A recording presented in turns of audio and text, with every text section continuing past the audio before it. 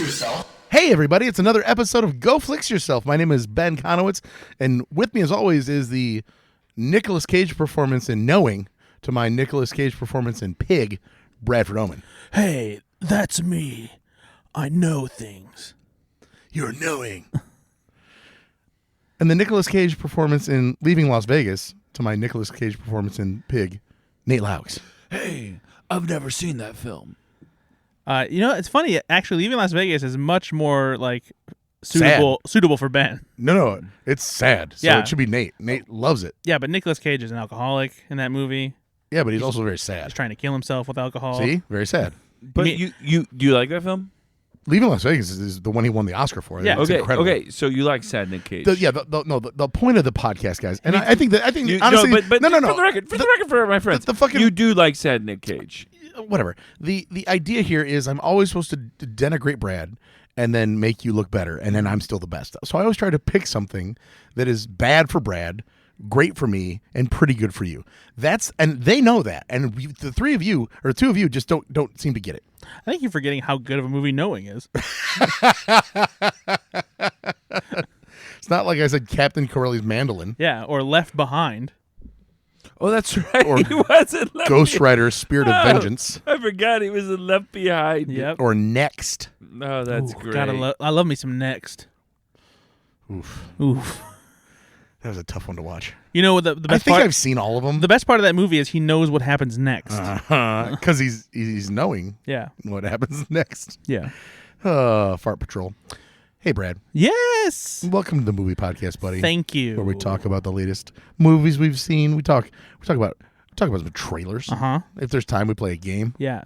There's never any time. No, we really need to pack some stuff in so that we can get to some. I games. did receive 2 Kisses on the cheek. comments Okay. from people who said, "Don't worry about how long the episodes are. The longer, the better." I disagree because I'm at a limited where I can look at your face. No, and also I get tired of hearing my voice. Yeah, and they have to. Apparently not. Apparently not. It's just from your mom. And their Oh, sisters. Oh no, my mom has not listened to this podcast by any means. My mom has been on this show and has never listened. Your mom was forced to be on the show twice. She didn't even realize she was being recorded. She just assumed she was doing something nice for Ben. Which I don't know if I shared this after that episode where my mom shared her opinion about the Hitman on not something she enjoyed on Netflix. A friend of the pod, Cy, reached out and said, after meeting your mom, I respect your opinion too much. I will not be watching the Hitman. Oh boy. It made me happy. So happy. Hitman was good. You're missing it, Cy. Okay, Cy. It was fun. I mean, either you trust Nate Loucks or you trust Seal Konowitz, and you have to pick. You can trust me too, because I also enjoyed it. No one cares. He's such a little bitch.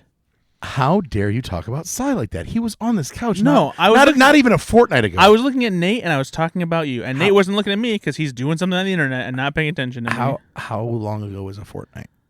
2 weeks, Is it? isn't it? Sure. Nate? 4 scores. How long is 4 scores? Score is 7 years. I thought it was 20 years. Is it? I don't know. A fortnight is 2 weeks. Like I got that one. Please tell me the score is 20 years. 4 score is how many years? 80 years. So 4 score is 20 years. It is 87 years total. 4 score is 7 years. 20. All right, there you go. So you crushed that one, and I got Fortnite. Brett wants to know. He did get one right, though. He wants everyone to know. That's fine. He's a smart boy. How many did you get right, Nate? I got the 0. Internet. I got the internet right. Yeah, he got them both right. Jesus Christ. Fucking Johnny Perfect over here. Mm-hmm. He didn't even know where the word "biggin" came from, so. Came from The Simpsons. That you learned that today. I told you that. You son of a bitch. Hey, Brad. No. Hey, Brett. Hey, Brad. Let me ask you a question. Mm-hmm. What's your favorite 4th of July memory? Oh, that's a good question. That's a good one. I mean, I had a pretty good recent memory where I got high as fuck at Ben's 4th of July party, and I was singing endless jingles. Yeah, and Brad thought he was so freaking funny. Everything he sang, he thought it was. Nobody thought he was as funny as he. Oh, hold on, that's not true because friend of the pod, Ben Bloom, and Susan Swarner were having a great fucking time. No, here's a go. They were Here's placating the you. thing They were placating you. They're nice people. Kindest people you'll meet. Oh, you know what? No, I'm sorry. And they were just trying. They don't just laugh at anything. They're not just laughing at any old chuckle fuck over here. Oh, come on. They were worried. They were worried. Let me tell you something. No, they're not even religious. I remember some of the songs that I came up with. And I saw them. After I got hit with a piece of fireworks debris, I came up with a song called Ashes and Crumbs. It's part of my 4th of July concept album. It's going to be a hit. What's the concept? Bad music? No, it's joy and liberty and freedom. I know you don't like most of those things, but... You were very high, though. Did you do a full edible? Oh, I did a full 20 milligram edible, and I'm a lightweight, so like the 20 milligrams hits harder than the 10, and I was feeling like a goof troop. You were a goof troop. You were a goof troop. Were the fireworks especially beautiful when you're high? They were fun, yeah. He had his hand over his heart watching them for 2 hours What straight. I loved about that was just because I felt like I was having a heart attack.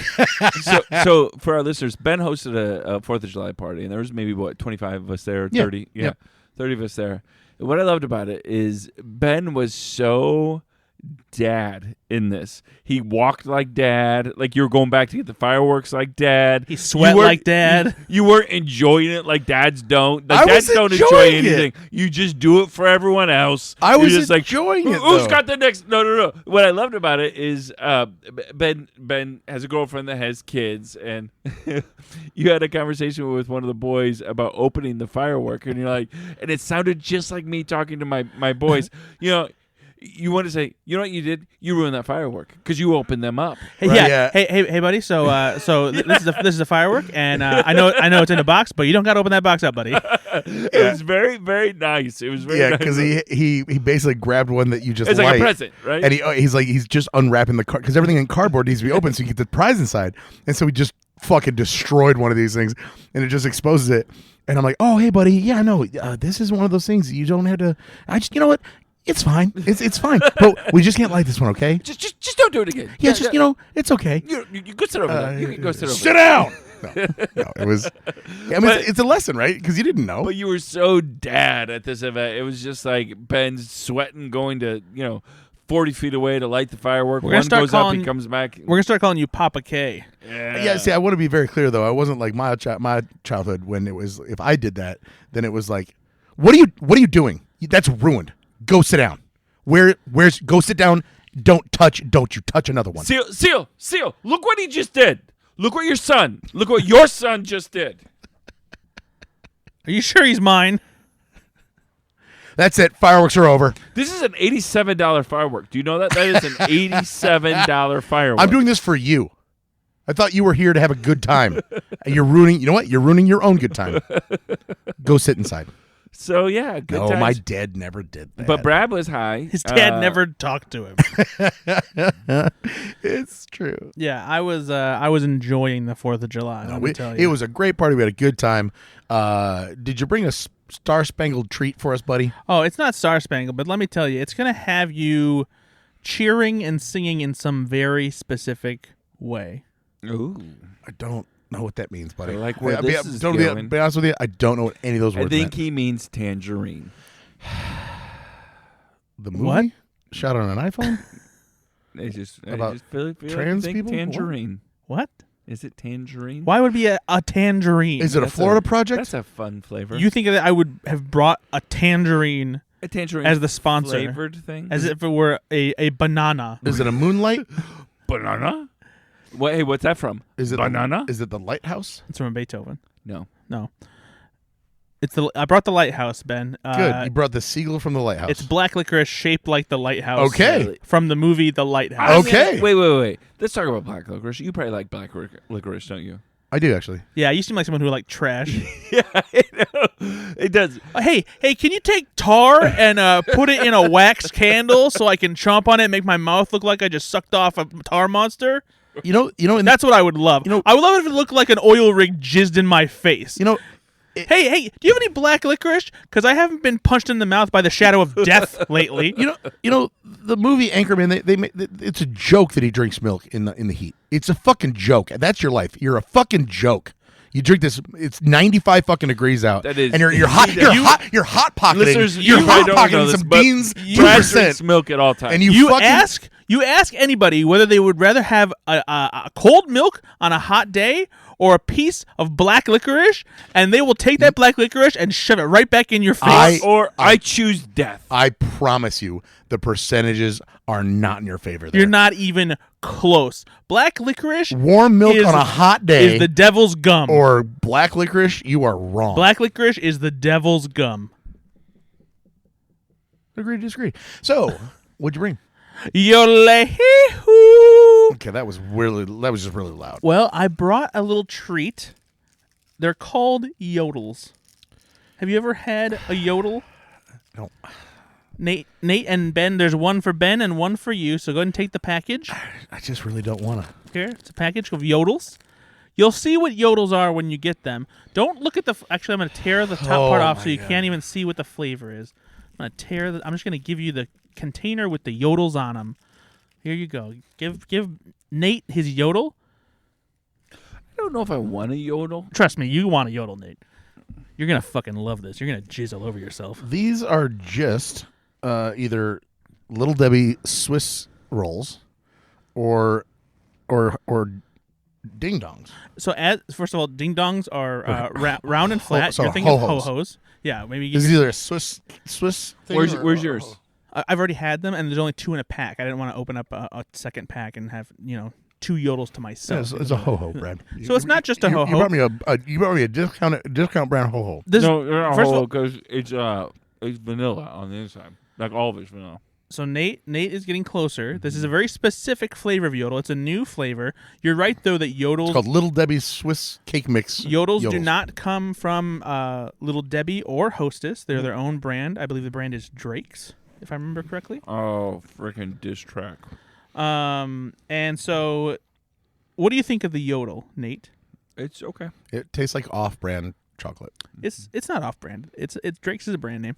So these yodels are Boston cream yodels. Yeah, that's what I figured. Yeah. See, can you taste the Boston cream? Do you get it? Okay, Ben, you don't look like you're finishing yours. I'm not. You can have the rest of it. If you waste that fucking yodel, It's not good. I'm gonna yodel. What do you mean it's not good? It's not good. No, I'm it's sorry. not bad. What's It's not bad. what's that cake are you on No, about? this chocolate doesn't taste good, and the filling doesn't taste good. It's not a good mixture. I don't guys, like it. There's a great film.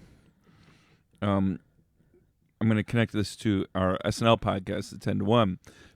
There's a great film starring an SNL character that yodels is a part of it. What film? I'll drink my beer while you wait. The sip is what did it. What is it? I don't know. Do you remember the film Click with Adam Sandler? That's not a Saturday Night Live movie. No, it's starring an SNL Oh, character. no, like SNL cast So member. Nate, let's just real quick. Wait, When you say you're going to bring in our other podcast, we're currently watching SNL movies. So No, Brad but and I that- immediately I thought know, but that's this your limits fault. us That's to really the kinda your only the fault. ones No, that we've been watching. No. That's your fault. I said an SNL cast member. No, that's your fault for assuming I was saying something that made sense. But have you seen the movie Click? It's been a Yes, while, but yes. yes, I've seen it. Yeah. When he gains weight by eating. Yodels. Mm-hmm. Are they really yodels? Yep. Oh, I didn't even realize Yep. that. So it is very popular, you dipshit. Oh, cool. And it was in an Adam Sandler movie, so it's popular. Anyway, ho-hos are delicious. I believe they are the best. These Boston cream yodels, I think, are quite tasty, though. And They're not, And I though. think that they are better than the Swiss rolls that Little Debbie puts out. I agree. Because I like I think Swiss rolls. the Swiss rolls, the cake is too flaky in the middle. It breaks off in weird chunks, and it's not. It's part of the fun. That's not fun. Can you get it all in your mouth at once? Where can you get Trust me, these? Ben. I know you can get at least Did they 5 send- ho-hos in your mouth. Did at they once. send them to you? Oh, I'm more than that. No, I found them at the store because I wanted to try them because they're brand new. I didn't know. I've never seen a yodel at a store. Yeah, so yodels haven't been commonly around here. I've noticed that the Drake's brand has actually been popping up a little more in our area. I think it just has expanded into maybe the Midwest. I think they're an East Coast brand, right? Yeah, I think it probably either would have been more of an should have East stayed on the East or Coast. West Coast. But yeah, there's they're more commonly found in Meijer is where I found them most frequently, but they have started to pop up in Walmarts as well, Drake's brand stuff. So if you like snack cakes and treats, feel free to check them out. Yodels, this is the Boston cream flavor. It's brand new, and it's out there now. Hey, it's Drake's because it's in a wrapper. That's good. That's good. That's good. What are you talking about? All fucking treats come in wrappers. What is it? This isn't like you buy open ho-hos from a weird stand somewhere downtown. Hey, Ben, he's so white. Drake's a rapper, Brad. Okay, that's a pretty good joke, I guess. Of all the rappers, I would anticipate that you like Drake the most. So we have a lot in common. Also, of all the people that aren't white, we've both recently been to Canada. Yeah, that's all I meant. That is true. What'd you do up there? I bought you a bunch of fucking Canadian treats that you haven't brought on the fucking show yet. That's why. Well, you brought so many. I bought of those so many for you. And you haven't brought one thing. Literally, like $100 worth of shit. Hey, did you eat them all? First of all, I like to mix it up. Where are the treats? Oh, where's the mix then? What do you mean? Where are those treats? A mix is inclusive of one of the things, and so you haven't even brought one of them. Where are those treats? All right, fine. The next time I'll bring one of the Canadian treats. No, don't bother. Oh, see, all right, or just bring them and I'll eat them. He's just excited, and he's just excited because there might be more ketchup-based chips. All right, bring one next time then. Just bring one next time. Yodel-hee-hoo. No, I don't want you ever to do that again. I'm gonna bring more yodels. I'm just gonna bring every fucking yodel there is. You're gonna get so many yodels, you're not even gonna know what to do. They taste like they're expired. You taste like you're expired. I sound like I'm expired. You look like you're expired. Oh, too. come on, man! I'm on medication for my eye. Hey, what's the last movie you saw? I saw a lot of them. Did you? Actually, yeah. Oh, all right. Well, let's go. Ashley had not seen The Great Outdoors in a long time, and it's one of my favorite films of all time. Oh, so we watched that last night. Watched The Great Outdoors with John Candy and Dan Aykroyd. Okay. If you haven't seen this film, do not listen to any of the Rotten Tomatoes score. It's a 40% on Rotten Tomatoes. That is. I'll still watch a 40% film. That is criminally underrated. This movie is so. I will say it's not that great though either. But this is. Here's the thing about Rotten Tomatoes. When they judged films back in the 80s, right, and they give it a Rotten Tomato score, back then, I think that films were just better so overall. And so if you watch this, everything in this movie makes sense. There's a plot. It's well acted. There's characters that learn lessons. It's a fully developed movie. There's not a lot of plot holes. There's not a lot of. It's not the best thing you've ever seen as far as cinema. But it's a John Hughes movie. But it's a John Hughes movie, Well, so and it makes sense. And it's like here's the thing: if Rotten Tomatoes is to be believed, it's more good than bad, and so it should have a way higher rating because this is not a bad film at all. Well, so this is also one of those instances where like using Rotten Tomatoes as a barometer isn't necessarily the best because like even if a comedy is decent and like but the review's not glowing, like you might get some reviews that are considered rotten even though they're not necessarily rotten, that kind of thing. This movie is so much more good than it is bad, though. That's the thing. Well, also, I would be curious to know, Nate, if you're on Rotten Tomatoes right now and you're looking at Great Outdoors, how many reviews does Great Outdoors have? I'm not on there, but I am on the Cinema Score, and it is a B+, which is better, right? That's probably more. And so the movie, if 35 reviews, Brad. 35 on. Yeah. So that's the other thing is like since there are so few reviews, you're not going to get that. But there's score. over 25,000 of the audience score, and it's at 71%. Yeah, and that makes perfect sense because this movie it's first of all it's a breeze. It's an hour and 31 minutes, and it gets right into it where John Candy wants to take his family up to a lodge in either Wisconsin or Canada because I realized after my 19th time watching this film, that's the only thing that I can think that they really screwed up is... Don't tell you where it is. No, they tell you, but they say things about Canada and Wisconsin. So it must be maybe on the Canadian-Wisconsin border, maybe? Oh, it could be. Yeah, that's pretty close. Because... And maybe I'm the idiot. Maybe that I missed that line because so anyway, John Candy takes his family. Go to Wisconsin. Hold on, I'll tell you why. Then that I think that they screwed up. The mounted show up. The Mounties do show up. So he takes his family on vacation up to a cabin for a week, and his brother-in-law, his wife's sister's husband, played by Dan Aykroyd, is a schmoozy Wall Street type guy, trader in Chicago, and he drives up and surprises them to join them. And so their families are two completely different styles. John Candy's family is down to earth, wants to go rowboating and have a relaxing father-son bonding, and Uncle Roman wants to do a jet boat and buy everything and get lobster tails for the grill instead of hot dogs, which are just made of lips and assholes, according to him. And so it's this big contentious debate between what is vacationing, what is not vacationing, and Dan Aykroyd is just pressing all of John Candy's buttons the entire time. And the movie culminates with Dan Aykroyd's children go missing, and they have to find them. And John Candy tells a story about an enormous bear that was at that cabin when him and his wife were honeymooning, and it scares the kids at first, but the bald-headed bear, and it's such a John Hughes film, right, from front to back. And I just remember loving it as a kid, and I still to this day would love to go on that style of vacation where it's a lake and there's a cabin, and I've always wanted to do that. And it was just so fun to rewatch it. Actually, obviously I hadn't seen it for years or only watched part of it, and we were rapt attention the whole time. It was so good. Yeah, I think this movie is just okay. Fuck you. But I also didn't grow up with it. I didn't see it until I was like in college, I watched it pretty early on. And I think when you have someone, people like John Candy and Dan Aykroyd in a movie, I expect it to be a lot funnier. And I don't remember it being like laugh out loud funny. I remember it being amusing, and it's fine. Like there's fun characters and that kind of thing. I think that you're right though. There is that thing of like, this is a good movie. Like I'm enjoying myself, but I'm not laughing out loud. Yeah. I get it. But the part that I was going to speak about where the Canadian thing, they go to a restaurant and they're going to bring a birthday cake to a 109-year-old man, and as it turns out, the man is dead. But he's still sitting in the chair because they're like, he died on the way over here. We just didn't know what to do. And John Candy's like, okay, girls, let's get a picture. Why don't you go ahead and kiss him on the cheek? And the bartender comes over, like, I wouldn't play on him like that. He's dead. But they were going to celebrate the 109-year-old birthday of the oldest man in Canada. That they said it out loud, the oldest man in Canada. Oh, interesting. So that was why I thought this was supposed to be in the United States. I thought this was Wisconsin. Maybe he was just traveling. 109 years. You know what I want to do? I want to go to the great outdoors. Wisconsin's very popular. Wisconsin. Yeah, people love going to Wisconsin. I hope I don't die on the way. And he did not get his wish. He died on the way. Okay, well, I'm glad you had your fun. Yeah, that was fun. I also watched If. Cool. Yeah, what'd you think? Yep. Oh, so you agree? I hate that I have to, but interesting. It's bad. I don't know. I don't think it's I bad. think it's bad. It left a lot. Yeah, it left a lot to be desired. Yep. I don't Which know. is too Then bad. I don't know what movie you guys watched because it was not good. No, it just wasn't good. I didn't think it was bad. Well, here's the thing. I don't think movies like this are necessarily your speed anyway. So I think you're No. It takes a lot to get you like. Yeah, Listen, I can like a movie like this. No. But I think it does take something special to get you into a family. It's a little bit coming of movie age, like a little this, bit yeah. of like. Not at all. Even with your newfound Papa Bear sensibilities, I liked Edge of 17.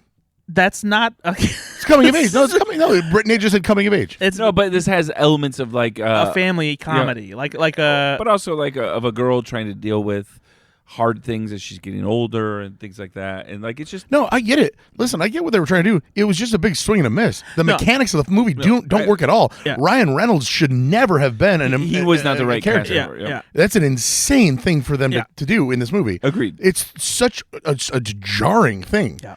Don't do that. No, so then, I right agree. from the premise, it's like, what are you doing? And then No. even after that, it's such a long burn to figure out what that is. Yeah. And then the actual mechanics of like, what is this movie actually really it's about? actually, it's not all that long. It's only 104 minutes. And it feels It does terribly feel long. For me, they're For no payoff, by the way. The payoff they're is terrible. missing the scene. Whatever the scene is that brings it together, that emotionally makes it more resonant. They miss that. Figure scene. out what this movie is supposed to be, though, Yep. and make that movie. Yeah. You're all over the place with your emotional core and what's supposed to resonate and what's nostalgic and not, and what is coming of age and what isn't. Why I say it's not so a bad fucking weird. movie though is I think they created a good world. Like the world Imaginary that friends are cool. Yep. But this is this There's Performance- some, there's performances some are good solid. performances. this movie is Yep. more bad than good though. I think it's more frustrating than anything. I'm with you. I So think I- the story is frustrating because actually, I think the pieces are there for Yeah. a good film. Yeah, I agree. I think that. No, so it's a frustrating movie. Yeah, yes. I think that's what it is. I was just more mad. I'm like, because like, man, It's almost there. There's a lot You're of good almost things here. there, Yeah, but right? like, yeah, someone else needed to like see this who wasn't John Krasinski's friend and say, hey, man, you need to fix some of these things. Yeah, And I feel like let's make this make sense. You give it to Steven Spielberg, and he's like, "Oh, this is all you need, right? This, and then it fixes the film, Yeah. right? Like, I'm sure it's not that hard. I would've- but there's something there. I would have loved to see if this movie was simply a story of everybody's, for some reason, everybody's imaginary friend came back into their life 30 years after they went away. And everybody had to deal like Bobby Moynihan had to deal. Every single adult has Yeah. to deal. And the girl is the only one that can see him. Other than the person that has their The own. girl sees- I would the girl have loved sees that. all of them. And But you're stuck with every one, you're stuck with, person but you sees can't see each theirs. other's. And I would have loved that movie. Yeah, because actually, that's fun. That sounds like a lot That's of fun. fun. Yeah, Thank you. but someone getting exhausted by being like, I Yeah. don't know what to do with Yeah, you. like and some are just like bonding like they always did. Yeah. And they're having the best time and they're like, I have to go to work. What are you doing? Like, So do you want to color? No, I haven't colored in like 15 years. why not? I don't have time. Why not? I have a job. Okay, if you ask why What's not a again- job? Exactly. Like this would have been, let's make that movie. But I really did like some of the performances. You know what this movie should be called? Whiff. Oof. I'm pretty sure I said that when I. Did you really? Yeah. On slashfilm.com? No, when I texted you. Did you really? Yeah. Okay, well. Wait, Wait till- I think I I said F, more like whiff. I don't think he said it. Cha cha I cha. don't think he did it. I'm gonna look it up right now. I did like Text her. Fiona Shaw. I thought Fiona Shaw was good in this. I'm going to say it again because, I'll tell her. Don't worry. yeah. Are you going to see it? We hang out. So I will tell. So because I did watch this with Here the it is, boy- right here, May 16th, 2024. Oh, my God. If more like whiff, all caps. Fuck off. I did watch this with a 7-year-old and a 10-year-old. So from their perspective, it was obviously a lot different. They loved it. You know, thought it was course. incredible. Ashley and I are sitting on the couch, and Ender, the 7-year-old, is in front of us in a chair, so we can't see his face the whole movie. And I have no idea what he's smiling at, what he's laughing at, what he's crying over.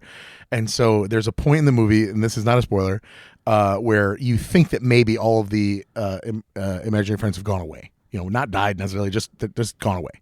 And so Ashley and I are talking about the mechanics of that scene and how it didn't work and how it's like, oh, that's just rough, man. Like, and we're laughing along with like, oh man, what a choice. Ugh, yeah, well, ha ha ha.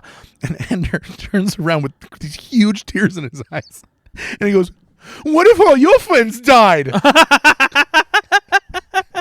And we're like, buddy, That's so cute. We're not making fun of them dying. No, and they're not dead. They're gonna come back. It'll be fine. And like, of course, like 5 seconds later, they all come back. But it was just so funny because Oh, buddy, listen, everyone is gonna die. it was just he was so upset that he thought we were making fun of the fact that they Yeah. died. It broke my heart. I mean, he's such a good kid. I do like films that do this element of we're getting older, and do you remember what it was like to be a kid again? Those are And Amblin Amblin Entertainment does it pretty well. Yeah, Let's just leave it to just them. didn't do this as well as I wanted it to. Yeah, So, agreed. Yeah. It's a shame you paid for it because if you waited an extra couple days, you could have watched it on Peacock. No, here's the thing. I forgot. Really, Peacock's getting this. Uh-huh. We watched this like 3 weeks ago. I just forgot to Oh, talk okay. about it. I also watched Beverly Hills Cop, Axel F. I also watched Beverly Hills Cop. I have not Axel seen F. it, so guys, take me through. What do you think? Brett, I'll tell you what I think real quick, and then you can jump in. It was very similar in my complaints and love for the latest Bad Boys movie, where the first part, what are you doing with the comedy? But then it grew on me, and I was like, oh, they should do more. Axel Foley should do that more. Yeah. And okay, now I'm enjoying it. Now there's some really good scenes. There's some fun cameos. There's some helicopter stuff, and it gets bombastic and really exciting towards the end. And I really did enjoy seeing Judge Reinhold, and I'm not sure what Taggart's real name is, but he's John Ashton, I he think. is so old Yeah, and, John and, Ashton. and clearly leaning into it. Mm-hmm. But I didn't hate it at all. I just wish it was better as far as the comedy. Yeah, it's pretty good. I do think the first act is not anywhere near as rough as Bad Boys Ride or Die because there is some legitimately true. funny stuff in the opening, and that opening action sequence is pretty dang good too. It's good. Overall, I think the movie is decent. I think that Do you think it's better than Ride or Die? I think I enjoyed it overall more than Ride or Die. I don't think it's quite as stylish visually or as interesting when it comes to the action sequences. I enjoyed the movie as a whole better than Ride or Die, though. Yes, I agree. Okay. It's funny. Eddie Murphy is just, he's always great as Axel Foley. The dynamic he has with Joseph Gordon-Levitt is really good. The dynamic he has with the actress who plays his daughter, Jane, is very good. I don't remember her name off the top of my head. I'm sure Nate will find it and Jane Doe. Jane is Taylor Page. There you go. And so there's a lot of stuff to like about it. It does nail the vibe of a Beverly Hills Cop movie pretty well. Yeah. I do think that it still suffers from similar to Bad Boys, Ride or Die, and really just action comedies in general, is I don't know if studios have just given up on bringing in comedians to punch up scripts to really give them some biting humor and stuff like that, and if they're just relying on the screenwriter did a good enough job. Yeah, it's comedy enough, but not real comedy. It's right? not real comedy. It's he has a line in the film where he's driving a snowplow and he wrecks into a bunch of cars. It's in the trailer, I believe, and he goes, "A lot of blind spots in a snowplow." It's that's not a joke. Yeah, it's that's just a statement. Okay. And it's true. And it's true.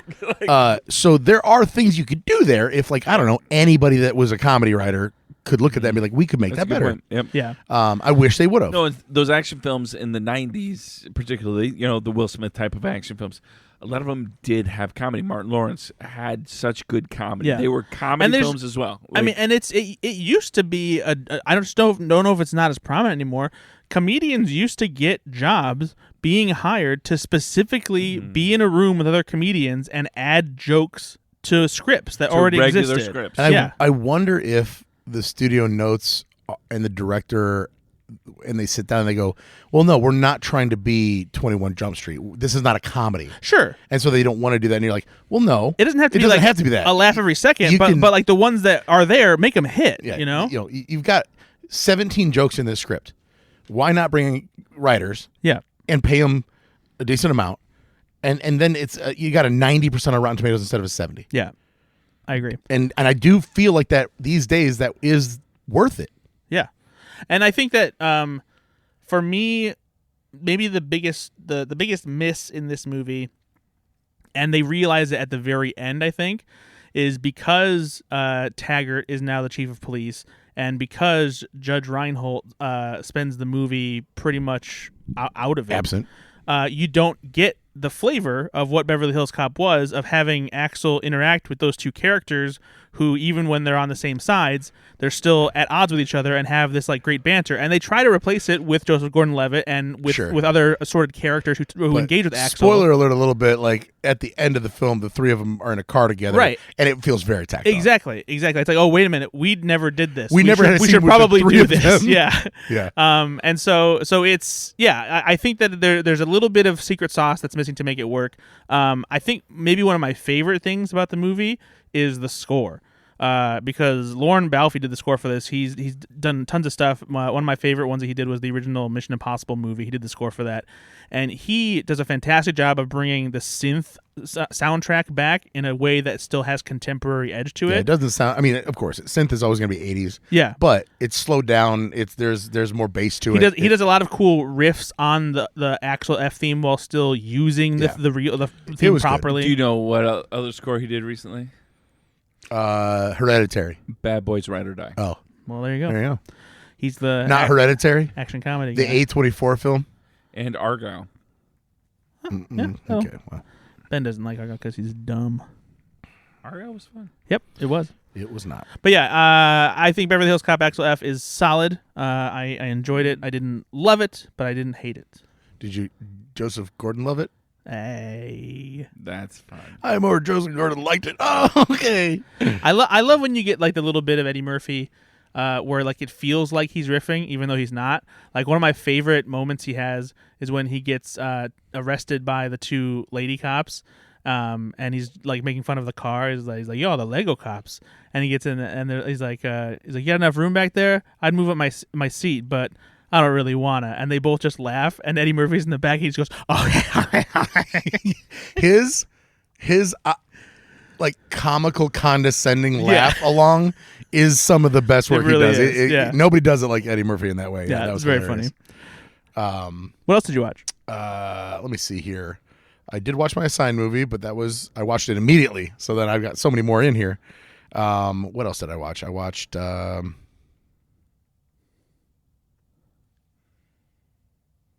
Take your time. This is good. No, this is what the podcast listeners love. Yeah, people love to hear the sound of nothing. Whatever. Just think through it. If only there was a device that you could type them where you could see what you watched. And Like on a phone. How do you keep track of what you watch every week? I have a document that I keep track of every movie that I watch. Yeah, Are you serious? You wrote them all down. Yeah, every year.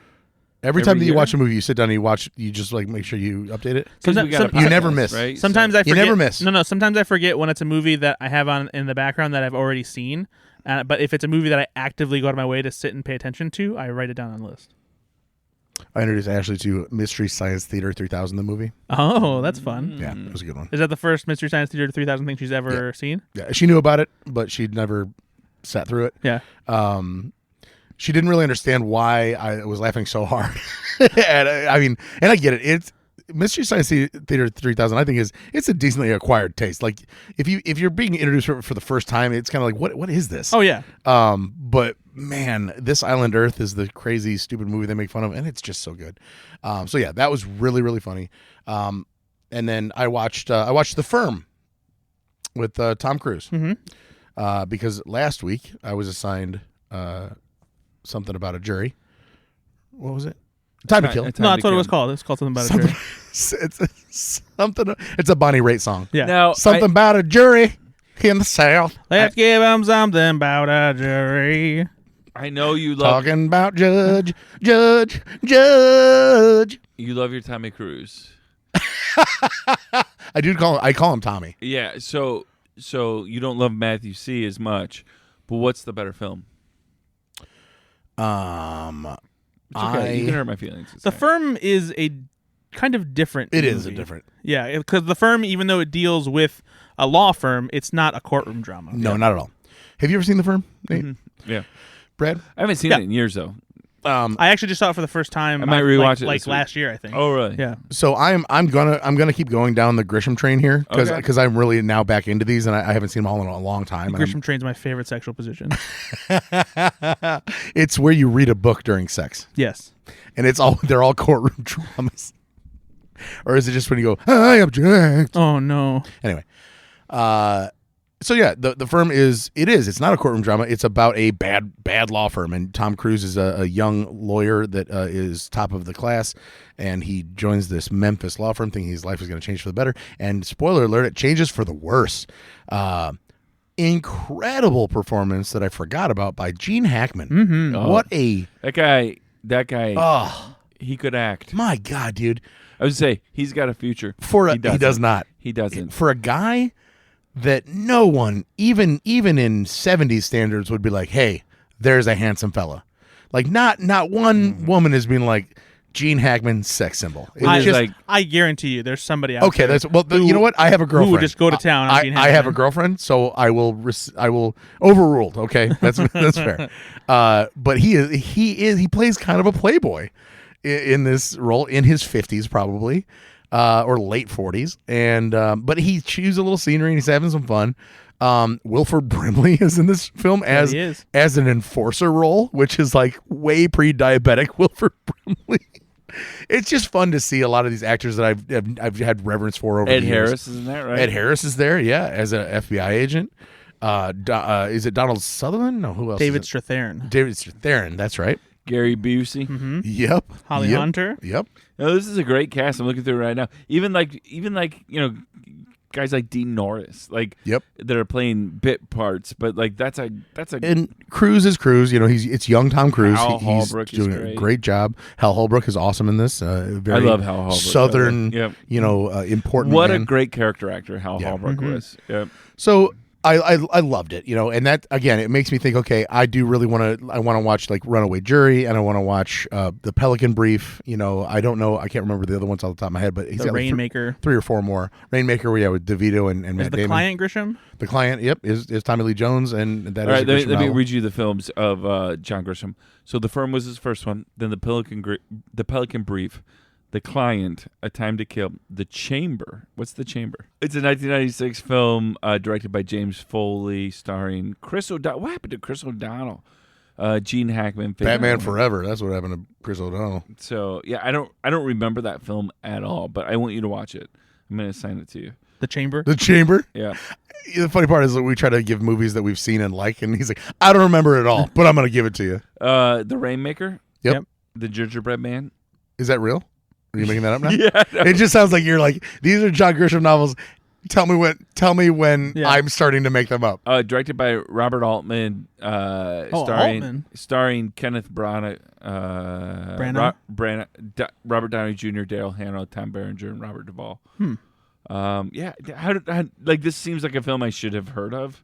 If you haven't, then again, maybe it's not that great. Especially if it's an Altman movie. I mean, yeah, but also that's a pretty serious cast. Well, Robert Altman movies tend to have very big, impressive casts. But also, it's called The Gingerbread Man, right, which is just different. But then, somebody's like, "Oh, Pelican Brief," and that was a good movie. Runaway Jury. Yeah, we said that. Oh yeah, I like Runaway Jury. Mickey. No, I don't know what that one is either. Mickey is a courtroom drama about Disney. No, oddly enough, a baseball drama film about Mickey Mantle, starring Harry Connick Jr. as Mickey Mantle. As Glenn Ryan. So what's the Mickey? No, Mickey's just a courtroom drama about Disney. Goofy's on trial for rape. I don't know. Mickey and Minnie are there. And there's one more film that was written by John Grisham. Just written? Well, it was by based on a John Grisham book, starring Tim Allen, Jamie Lee Curtis, Dan Aykroyd, Cheech Marin, Jake Busey. Christmas with the Cranks? Oh, yeah, that's right. I forgot that was John Grisham. That's right, you fools. That is right. You fools. Christmas with the Cranks. I tried to watch that movie once. Yeah, I walked out of that movie. Did you? I was on an airplane. Is what it did there. Gotcha. Take that, John Grisham. You piece of shit. This movie has Christmas with the Cranks has a 4%. 5%. Oh. Right. Screenplay written by Chris Columbus. That's unfortunate. Yeah, I know. For everybody involved. And then the last movie I watched Pig. Oh. With Nick Cage. That's what you did before at the beginning of the podcast. Yeah. This is why I brought it up. It's great. You better say more than that. Okay. I swear to God. No. So Pig is the story of a almost what appears to be a survivalist, homeless person almost. He's not really homeless. He's a truffle farmer, right? He has a home. He's a recluse. See, but he's hunting truffles. It's not a house though at all. It's a shack in the woods. It is. Sure, but he's not homeless. It's a home. I mean, I don't know. Listen, nobody can live it. Not just because all people can't live in mansions doesn't mean that. Listen, and plus he's also chosen to live this way. I'm not debating that aspect whatsoever. But you cannot tell me that he lives in a home because he doesn't. Okay, but where else are you going to find truffles? He doesn't. Where else are you going to find truffles? Just because it's not a home by your standards doesn't mean it's not a home. He lives in a lean-to shelter that he has like no running water, no electricity. It's a hobo encampment that he lives in basically, but he's by himself. There's no other hobos there. Exactly. He's a recluse hobo. I don't think he's a hobo. I mean, he doesn't shower. He doesn't bathe. You tell me all hobos don't shower and bathe? Probably not clean access to water and all that good stuff. It's hard. There's a difference between can't and won't. Yeah, fair enough. This guy won't. He could, but he won't. See, it's a choice. Doesn't really change that he doesn't live in a house. Anyway, that's not the fucking point of this movie. He's a truffle farmer. He's got a truffle pig. He loves the truffle pig. The truffle pig is a pet, basically, and somebody steals the truffle pig. And so his only connection to the real world is the guy that he sells the truffles to. So he calls that guy, and that guy brings him into the city to look for his pig. And the hilarity ensues. It's a comedy. No. It is a revenge film, kind of, but not really. It's a vengeance movie. Like, he wants his pig back, so he'll stop at nothing to get her. But at the same time, he's not, like, getting guns and mowing people down. John Wick. It's not like that at all. It's a surprising character study of a man that used to be a big name in the industry and is no longer a big name in the industry because the food industry. The food industry, because he decided after a traumatic event that he was going to just stop and go live, as he's living and be a truffle farmer. So the interesting part about this movie is everything that happens when he hits the city. It just becomes more layered, and you expose more about who this guy used to be. Yeah. Certain people have reverence for him. Certain people do not. His That's conversations with people that either love him or hate him. Yeah. I think that that's the best part of this film is that it's not all one or the other. Yeah. It's a real story about like, well, no, that you used to be somebody. Fuck you. And then the other guy's like, oh, I know I'm a 4-star Michelin chef, but it's you. And that's really the nuance of this film. Yeah, that to me was my favorite thing. It was just how they slowly peel back the layers of the character as he's on. Like the layers of a truffle. Yeah. I don't think a truffle has layers, does it? Never had truffle. Remember, you've had a truffle in things, but you've never eaten like a truffle by itself. Who gave me a truffle? Point them out. Boy. I've had bacon. Is that similar? Not even close to No, being not similar even- to But truffle. then why is there pigs involved? Because a pig can find a truffle in the woods. What? I didn't get that out of this movie at all. I imagine you don't get a lot out of the movies you watch. I get a good time. Doesn't sound like it most of the time. What? But Nick Cage, brilliant in this. Oh, Yeah. incredible. So good.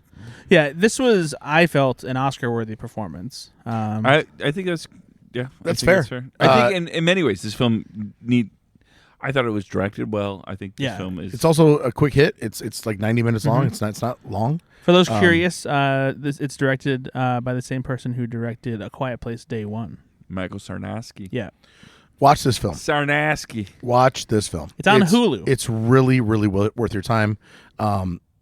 The only other thing I'll say about it is I read an article just apropos of nothing. I was just on Yahoo today, and I was scrolling, and somebody interviewed Nicolas Cage very recently. I think it was Vanity Fair or something like that, or Variety, and it said, "What's the film that you think people should watch?" And you've done 120 films, and he said Pig. Mm-hmm. He's like, that's a performance that I think that you should watch, which I love that. No, this pig.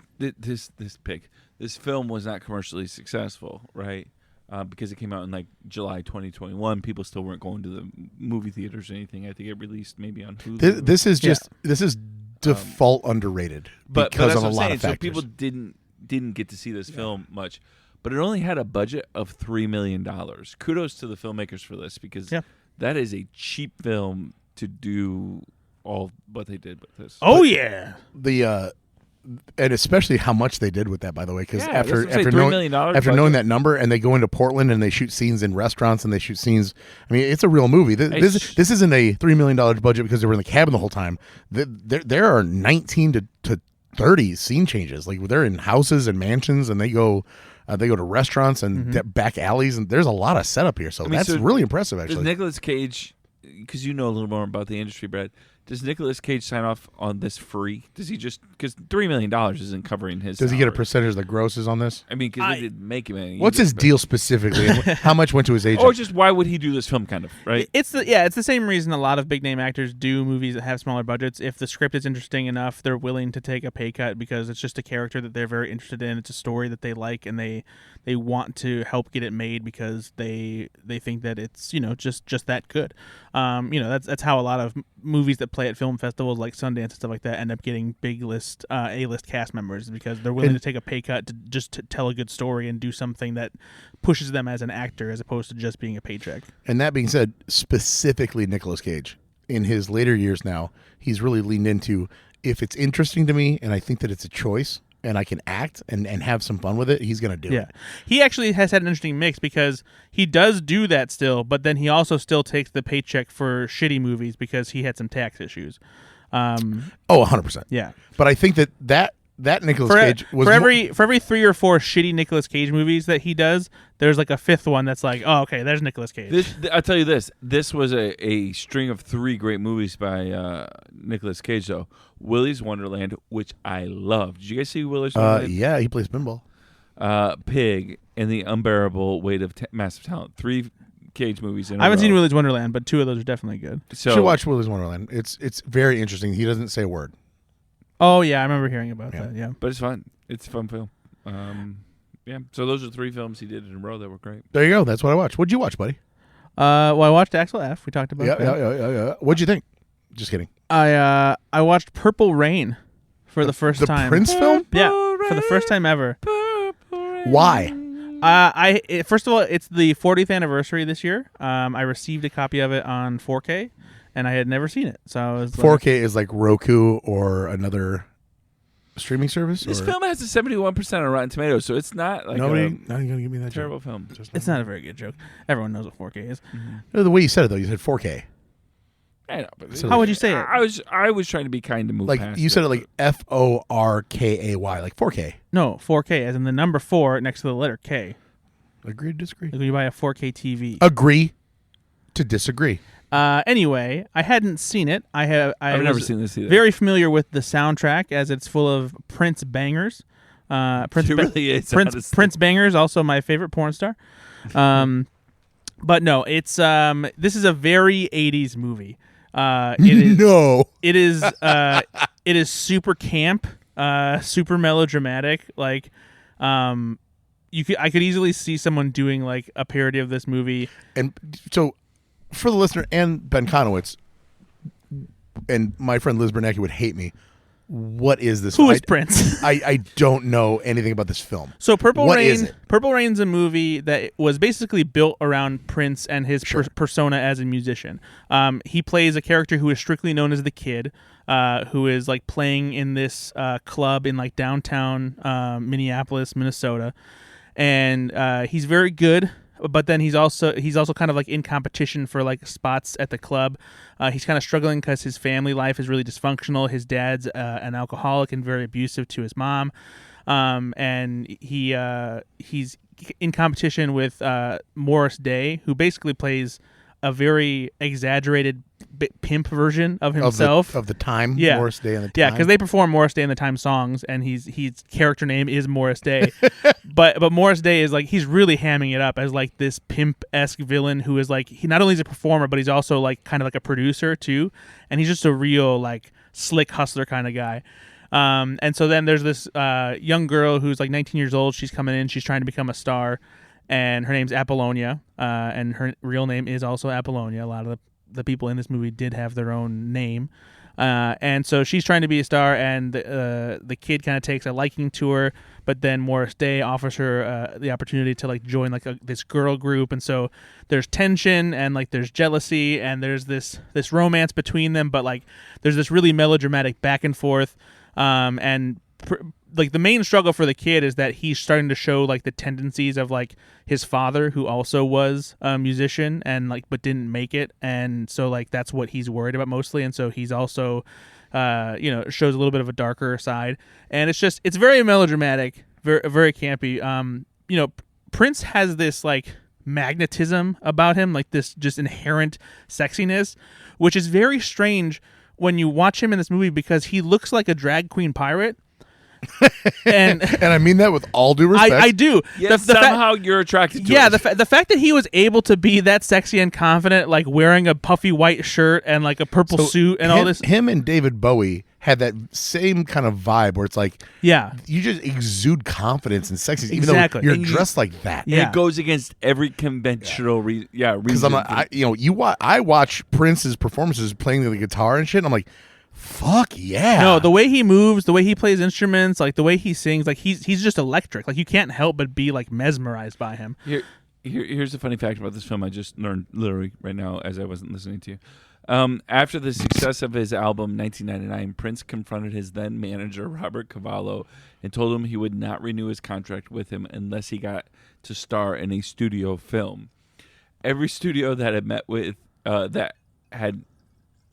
rejected the premise of a musician-led film, leading Cavallo to produce the film himself. David Geffen and Richard Pryor were among those who passed on the film. Prince spent several months writing down the basic plots of the film, and then they finally found a director. Yeah, But and this was like, can you imagine going to your Prince, who's uber successful in the musical world at that point, going, I'm not going to re-sign with you until you get me a film, right? And they're like, well, what the fuck? Nobody wants to do that. Yeah. Like, sorry, buddy, you're not marketable in the film world. He's like, well, I'm not re-signing. Can you imagine the stress of his agent at that point going, what do you want me to do here? Right? Like, It's the movie is very much like if you took the concept of a music video and stretched it out into a feature film, and it's shot a lot like a music video too. I like the idea though that like the meeting would be like, what's his manager's name? Robert Cavallo. So Robert and Prince are in a room, and Robert's like, "Hey, Prince, yeah, have a seat, man. Richard Pryor passed, on the film. Why? Just a scheduling conflict. Who else? Everybody passed in the film. Why? Like I just see Prince as Dave Chappelle playing Prince. That's all I can think of. It's just the shyest person being like, why? There's his character it's interesting because like he takes these sudden turns, and this is a movie from 1984, so I'm just gonna talk about it as if everyone knows because sure. There's a point when he turns into a dragon. So him and Apollonia like fall for each other. By the way, Apollonia, is that not the name of an Outkast album? No, that's Stankonia. Shit. Fuck. But close. The Outkast album Apollonia, named after the person from Purple Rain, to make you feel better. Stankonia. To make you feel better. Is it a parody? No. I'll tell you. Kanye West does reference Apollonia in one of his songs. Okay, maybe that's okay. What yeah. But anyway, so they fall for each other obviously, and then she tells the kid that he's gonna join Morris Day's girl group. That like it's an opportunity. And he just hauls off and slaps her in the face. Oh, whoa! And so that's the instance where like you get a sense of he's starting to become like his dad, Gotcha. And it in the 80s that was kind of a more common thing of male characters to do, and it was just like, well, that's just how it was. But like it makes it hard to root for him. Just hit women. Yeah, it just makes it hard to root for him, especially because even before that, he has a really mean way of flirting. Like they go to this, just kicks a woman in the shin. They go to this lake, and like of course he's like decked out in like his Prince gear. He's got this fucking purple motorcycle that like the Joker could ride around on. And she's wearing this like full leather outfit, and they're at the lake and they're like having these like flirtatious talks and everything. And he talks as it goes, and he talks about Listen, I've done this date, so and he talks about like wanting to help her, but he's not going to, and she's like, why? She's like, well, first you'd have to pass initiation anyway.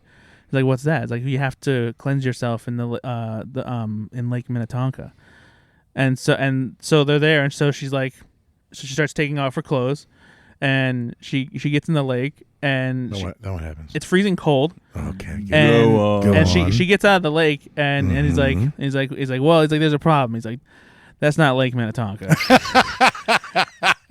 And that's fucking great. She gets mad. He gets on his motorcycle and drives away, leaving her naked with her soaking wet at the side of the lake. And like eventually he circles back around and stops and waits for her, and she just like laughs and plays it off. And it's like, he's an asshole. Oh. No, I mean, people love Prince more than I've never seen this movie, but I've definitely done that date. By the way, 1984, this film came out. Siskel and Ebert put this in their top 10 films of the year, number 4.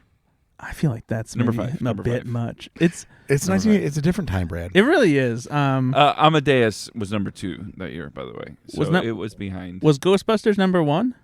No. Ghostbusters was not on the list. The Natural was. Okay, well now I'm just What were the top 10 films from Siskel and Ebert in 1984? Okay, number 1, Once Upon a Time in America. Okay, that's number 2. That's fair. Yeah. Amadeus. Okay. Number 3, The Cotton Club, Francis Ford Coppola film. All right. Number 4. You've never seen it. I've seen The Cotton Club. I saw it in college. Entre Nous, which is a Diane Curris film. Okay, pass. Yeah. Number 5, Purple Rain. Number 6, The Killing Fields, Roland Joff. Secret Honor, number 7, Robert Altman film.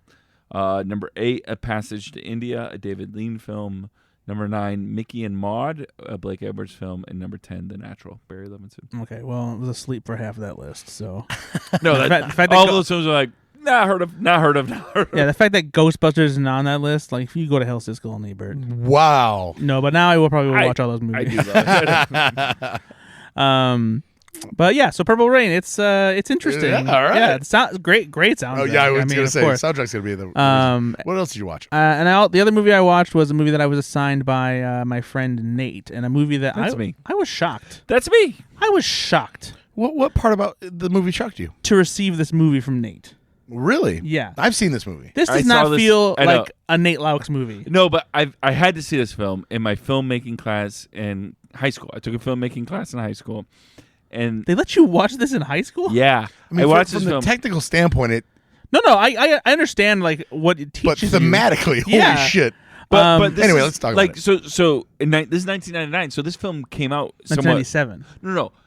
I took the class in 1999. Oh. So this film was fairly new, right? Right. When my teacher, Mike Powers, He was just trying to be hip. gave this film to us as like an independent film, right? Yeah. Like this is an independent film. See what other films can be. See how filmmaking can be. Yeah. And I watched So- this film Yeah, and I go, that movie, "Ah!" Jurassic Park 2.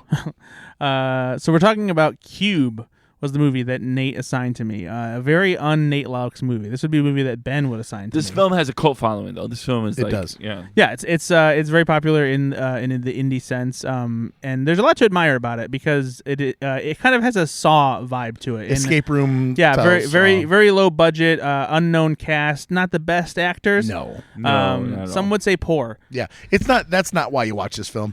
No, you watch this film because it's a very interesting premise. And if you've never seen Cube, the premise of this movie is 6 strangers, I think it is, wake up In a cube. Wake up in these strange rooms that are a cube.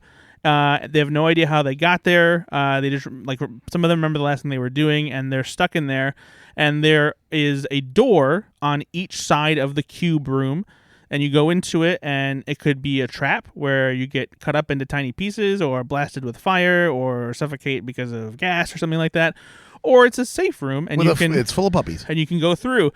And so the whole movie basically is them trying to figure out how to get out of the cube. And it involves math and puzzles and figuring things out. And much like... It's very clever. It is. It's a very clever script. It's an interesting premise.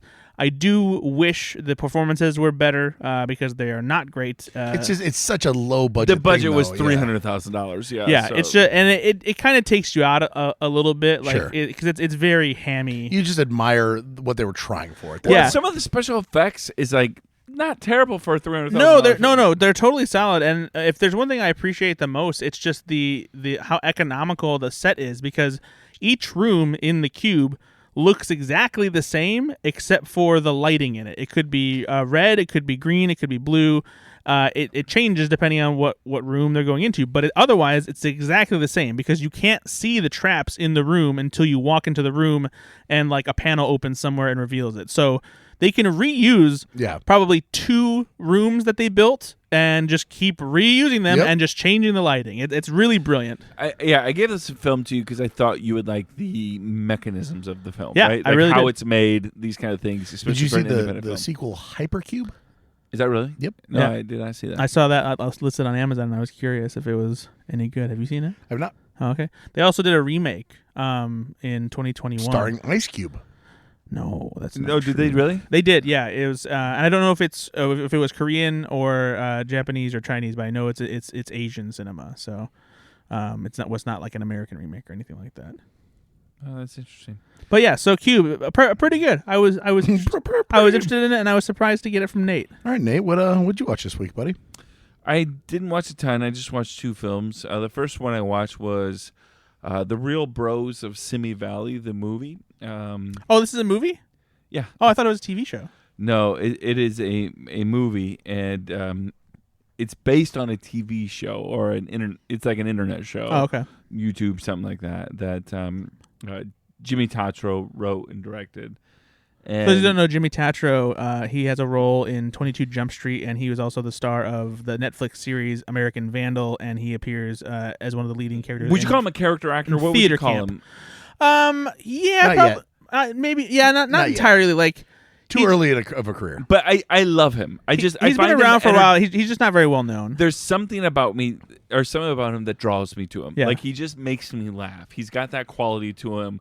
He's a bro. Yeah. Like he plays this bro really well, but also not always lovable, but kind of lovable. He reminds me of people I know. He just has this quality to him. And so he wrote this film and brought back the cast of this show that he was doing online. and they released it on Roku. So I assume the show is probably down on Roku as well. So it doesn't get a big audience, but it's like a 98% on Rotten Tomatoes of the audience score, because I don't think it has any like critics that have watched this film. But it is hilarious. It is so much fun. It's like a mockumentary a little bit, and I don't watch all of those Real Housewife shows or anything, but it's essentially based on that, right? And or Laguna Beach. It's like Laguna Beach 10 years later. These kids that were, very privileged, and they're 10 years older, they're idiots. It's just funny. That's all it is. It's just fun to see. What is the police show that's like this? Reno 911. It's like a Reno 911 a little bit, but with... Is it as absurd? Yeah, it's absurd. Okay. It is hilarious. It's just so dumb. And I'm in. And yeah, no, you would love this. It is a film that if I was 13 or 14 years old, I would be quoting this film like crazy. What's it called again? It's called The Real Bros of Simi Valley. Simi Valley? Yeah, which is a real area in California. Yeah, Southern County, SoCo, in California. So it's so Jimmy Tatro is kind of obviously the main character as well, but you get to know these other sub characters and in their relationship. It's just Zoe Deutsch, who's Jimmy Tatro's real life girlfriend, which I didn't know that, by the way. I neither. She plays a role in this one. She wasn't in the show, but she plays a role in this one. There's not much to say about this film in that, like, it's just silly. It's fun. It is a great comedy. I would definitely recommend, if you have the Roku channel, to see this film. It's also available on 4K. I would watch more on Roku if Roku would make their channel or service available on devices other than Roku. And they should, because it wasn't the Weird Al film released on Roku? It was. It has since been released on physical media, and I think you can also buy it digitally. But yeah, at first it was a Roku bad, exclusive. Because this is a film that people should watch, and if you don't have a Roku, you won't be able to watch it. You can't watch like Ted Lasso though on anything other than Apple TV, right? Well, but Apple TV Plus as a service is available on devices other than an Apple TV. Yeah, I don't have an Apple TV. You can get Apple TV Plus on like the PlayStation Network and Xbox. Yeah, you could get it, or the Roku, or the. Funnily enough, actually, I don't think it is available on Roku. Okay, I have a Fire Stick. I can get it on Fire Stick. Yes, it is available on Fire Stick. Roku is just a man on an island. Roku does have a weird like exclusivity thing where like like Apple TV Plus is not available on it, and like I think there's one other device. I want to say maybe the Chromecast where you can access the Roku channel, but I don't quote me on that. But I'm pretty sure there's one other device that the Roku channel is like available on.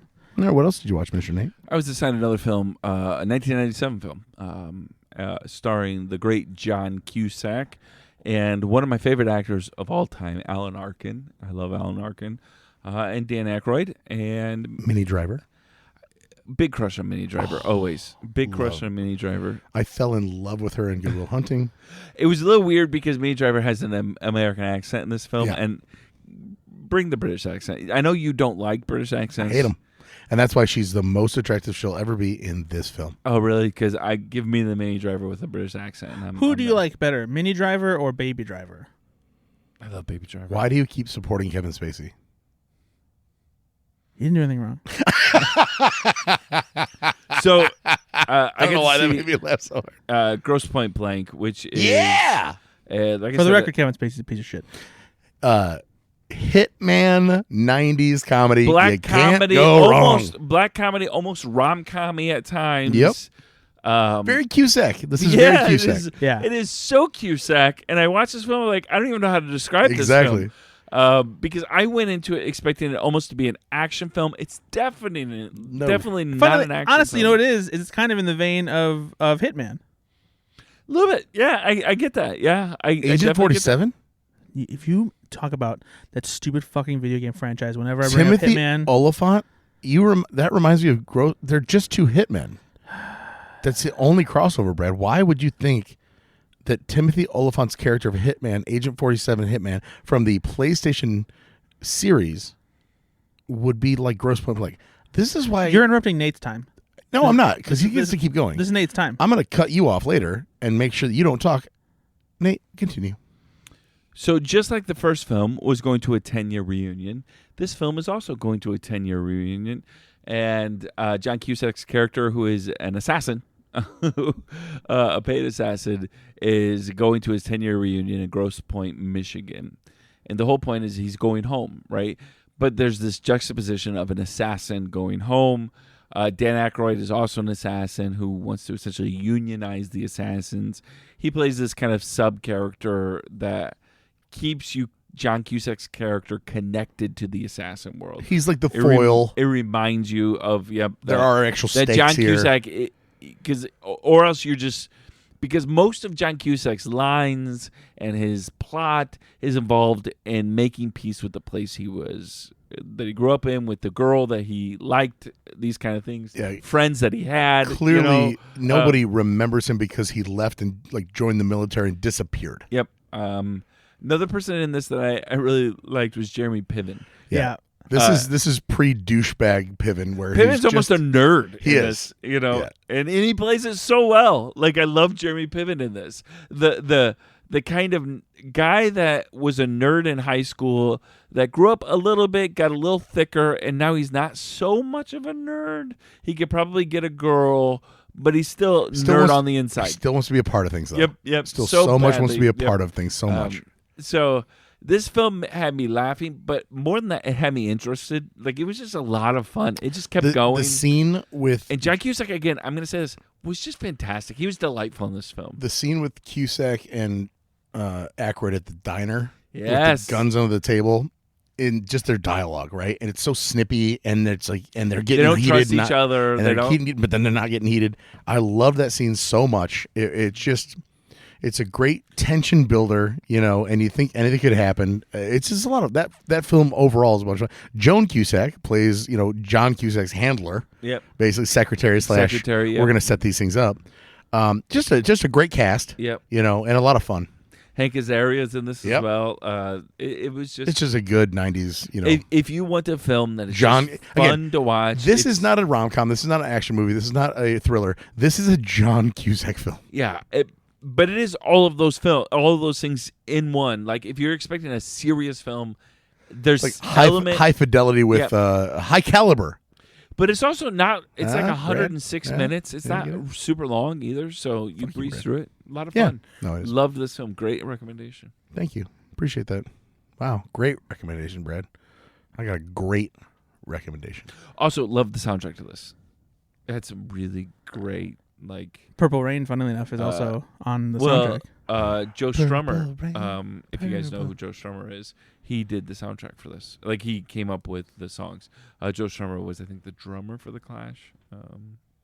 Joseph Strummer was the drummer? He was. He was the lead vocalist. That's right. Oh, well, that doesn't make any sense.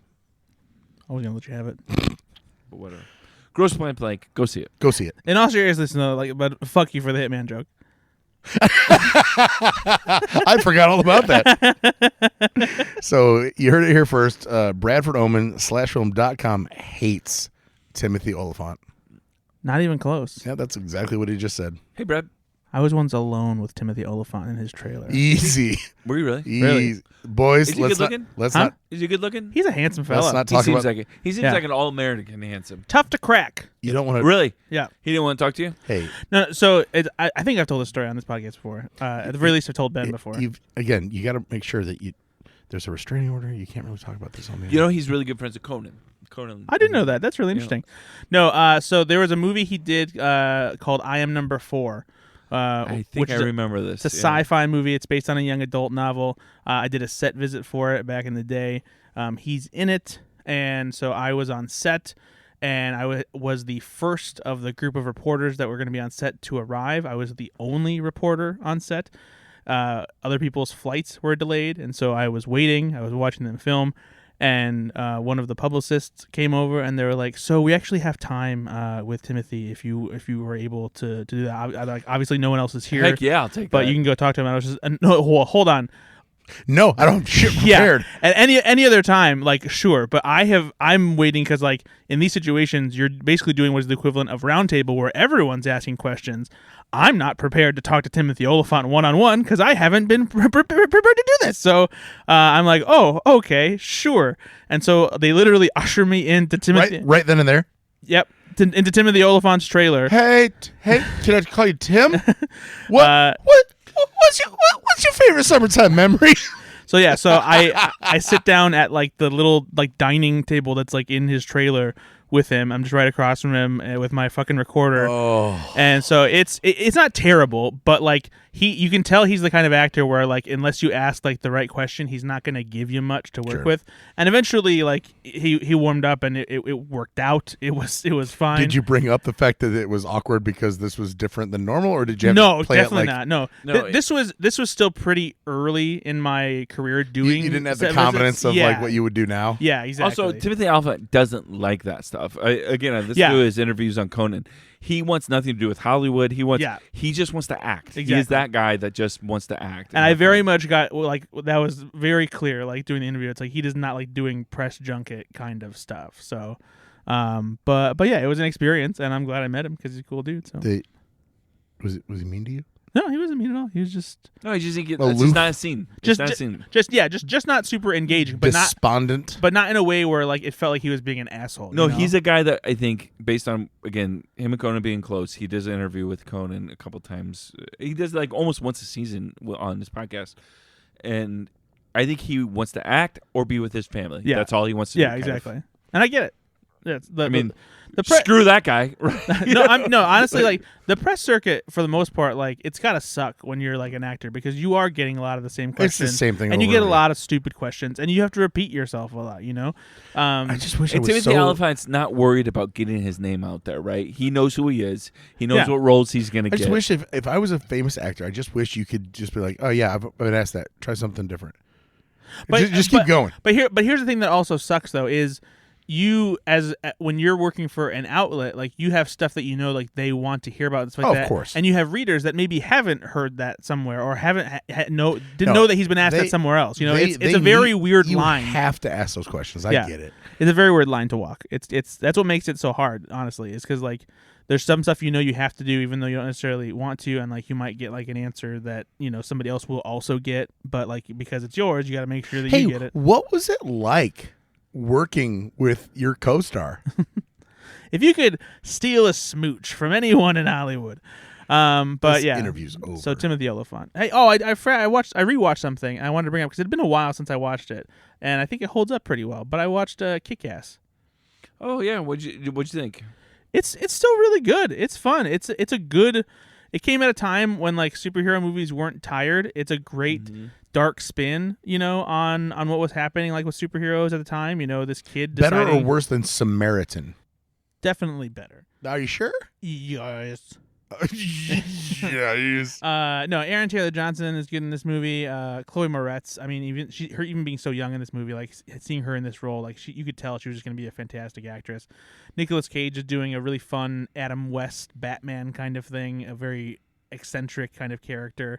Mark Strong, he's doing his typical villain thing, but it really love Mark Strong. Really works here. Christopher Mintz-Plasse, another one who he has fun with the role of being like the douchebag villain's son. What happened to him? He's in a band now. Actually, he's not doing much acting as far as I can tell, but he's got a band and he tours and stuff. So he's doing that, I guess. But yeah, he never looked like an adult. Is that the problem? Probably. I imagine that's part of it. Or just that everybody knows him as McLovin, one character only, and he'll never escape it. Because even the character he plays in Role Model is very McLovin-esque, So, but yeah, no, he's great in Kick-Ass, and the movie is good too. Has a great soundtrack. It's good stuff from Matthew Vaughn, and yeah, if you haven't watched it in a while, I'd recommend giving it a rewatch. All right. Is it on one of the surfaces? No, I own it, so it might be. Whoa. A little bit of a brag there. It might be on you own it? Streaming service. A Brad brag. Wow. Can we make that a thing? A Brad brag. Not only do I own it, but I put on the Blu-ray disc. Was it on 4K? I have. Fork? Can we call that a fork? I have the 4K, but I put in the Blu-ray because I don't have a 4K player. Well, that's from Toy Story 4. It's a Forky. Why don't you have a Blu-ray player? Why do you have a Forky? No, I have a Blu-ray player. I don't have a 4K player. Why not? I watch all my stuff on HD DVD. That's cool. The library is pretty limited. It's coming back. It's coming back. But yeah, that's pretty much it. Except for some TV. Oh no. Hey, over here real quick. Let's do a little sidebar. Sidebar. Guys, we don't have time for this. We John went Grisham long. sidebar. We went. John Grisham sidebar. I'll allow it. I'll allow it. Brad? Yeah. What'd you watch? I watched, so far anyway, I've seen the first few episodes of Sausage Party, Foodtopia. I think it's called a Sausage Party. Sausage. No, it's not. Sausage. It's Sausage Sausage Party. This is the TV series follow-up to the animated movie from, I believe, 2016. Timely. Well, it takes a long time to do animation. This is follows the same food characters from Sausage Party, which was a very raunchy animated comedy with the voices of Seth Rogen, Kristen Wiig, Michael Cera, and basically almost every famous funny person you've ever heard of is in that movie. Plus Edward Norton in a surprise role as a very Jewish bagel. David Krumholtz as some pita bread. There's a lot of really funny voice work in that movie. Animation's a bit cheap, but the whole point is that the movie is just super dirty and hilarious. And the show picks up right where the movie leaves off, like literally picks up pretty much right after the movie. Same kind of raunchy, inappropriate fun, tons of food puns, really like clever stuff too. And yeah, I'm enjoying it so far. It comes out on Prime Video this month, so make sure you check it out. It's pretty good so far. Overruled.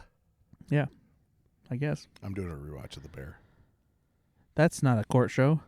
No, we're doing the TV shit. I'm just,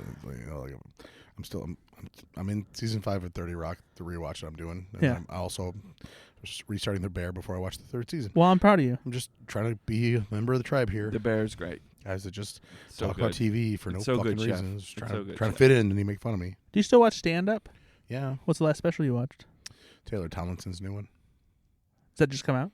2024. Oh, okay. I mean, so yes, this year, but it's been months. I just watched Dimitri Martin's 2024 Oh, yeah, it's special, good. Deconstructed. Yep, Yeah. I I watched that just as well. watched Watched that 3 times. Have you guys 3 times? Mm-hmm. Oh, wow. Have you guys heard of Akash Singh? No. No. He's a Indian comedian from Texas, but I just watched I found him on YouTube, but as I do now with a lot of stand-up people, because there's a whole culture of stand-up, right, that are making significant YouTube specials. Oh, sure. At 6 million It's views. never and, been like, easier to put out yes. your own album. Yeah, And some of these are going super big, you know. So I watched his special. I cannot remember what it was called, but if you look up Akash Singh on YouTube, you'll find it. Really funny. He does really good crowd work as well, which is a lot of fun. I love people that do good crowd work. But his position is always from like I think he's trying to be a little Bill Burr at times, you know, like kind of a little gruff, little I'm going to say things that people don't say.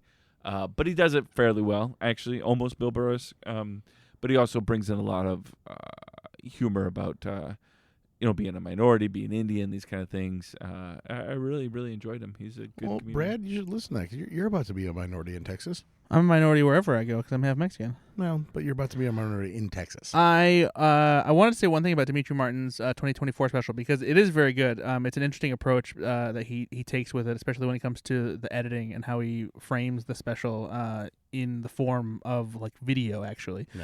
Yeah. But the one part that I was initially like, oh, this isn't as good as it used to be. But then I was like, oh, wow. So Dimitri Martin, if you don't know him, one of his famous things that he does is he always has a big, large drawing pad on stage he brings with him. If you're old enough, it's like you're playing a game of win, lose, or draw. Yeah. And I didn't know Dimitri Martin was still doing things, by the way. Oh, yeah. Oh, yeah. It's still very funny, too. He has this big drawing pad that he has on stage, and he does jokes that are very simple drawings on these on the drawing pad. And they're very funny. They're extremely clever. It's the same kind of dry, humor that he does with his normal stand-up. And in this case, he's doing it. And I'm like, this doesn't feel like it's as strong as it normally is. and he does this incredible thing where he goes through like maybe, I don't know, 10 or 12 drawings, doing the bits, explaining the graphics that he's created with just a simple marker. And then he's like, but actually, you know what? I'm going to go back and do this because I actually have some more jokes over here. And he goes back to the drawing pad after doing like a little bit in the middle, and he does a completely different joke for every single drawing going backwards through it. And it's brilliant. Yeah. It's a long setup. Yeah. But it was very much worth it. Yeah. Like once I saw it, I was like, wow, that's very fucking, clever. that's incredible. Yeah. Dimitri Martin's still very good. It's hard to innovate in stand-up. Yeah. And he is an innovator. Especially, and it's even harder to innovate your own shtick. Right. When you've already been known for doing something. Yeah. And you're like, that's your quote unquote voice. That's the thing you do. Yeah. And he's like, how do I not lose my core audience and improve upon my shtick? Right. Yeah. That's tough. He's brilliant. He really is. I was surprised though, and I wonder if he did this on purpose. He did one joke that he did, I'm pretty sure from his original Comedy Central Presents, or maybe his first full special. And it's the I saw a sign over a door that said exit only. So I entered it. And I said, I have good news. You have severely underestimated this door by like 100%. I didn't know that was a recycled joke. It is, because for a second I was like, I've heard that before. I was like, where did I hear that? I was like, oh, it's his own joke from, and I didn't go look up exactly where it's from, but I Wait, you know? I know, but you didn't go and look it up because he's got another joke that is like, there's a sign on the door that says use other door, and he goes, no. The other door's like, no, that door's fine. Fuck that door. Yeah. That's not the joke? No. Okay. This was the exact same, because it was the exact same wording, and like that's why it hit, because it's a joke I had heard so many times because I loved Dimitri Martin's early stuff, and I had watched there's a bunch of comedies that presents that I had watched like over and over again. Like I was obsessed with them back then, and his was one of them. Well, welcome to boring ass stand up corner of Go. Boring ass stand up corner where we break down your jokes. Good. Did it. Nate, do you have a game? No. Do it trailers? Oh.